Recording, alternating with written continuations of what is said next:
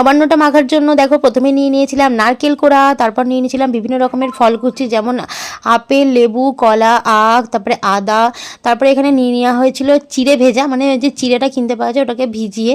আর দেখো তারপর নিয়ে নিয়েছে মা কাজু আর কিশমিশ। আর নবান্নতে তুমি যত ফল দেবে নানা রকমের ততই কিন্তু ভালো লাগে খেতে। আর তারপর দেখো মিক্সিতে সবগুলো দিয়ে দিল, দিয়ে একটুখানি মানে হালকা করে বেটে নিতে হবে, মানে পুরোপুরি নয়, ওই একদম একটু গোটা থাকবে আর একটু হালকা থাকবে। তারপর দেখো ওটার মধ্যে দিয়ে দিল মা হচ্ছে দুধ, তারপর চিড়ে আর ওই পুরো মাখা দুধটা খুব ভালো করে মেখে নিতে হবে।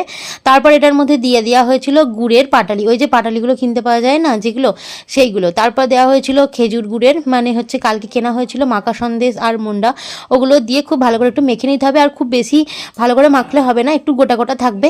তারপর এটা যাতে একটু দেখতে ভালো হয় আর হচ্ছে খেতেও ভালো হয় তার জন্য দেওয়া হয়েছিল একটু লিকুইড খেজুরের গুড়। তারপর ওটাকেও একটু ভালো করে মিশিয়ে নিতে হবে। আর বাটিতে খাওয়ার সময় নিয়ে নিয়েছিলাম, দেখো এখানে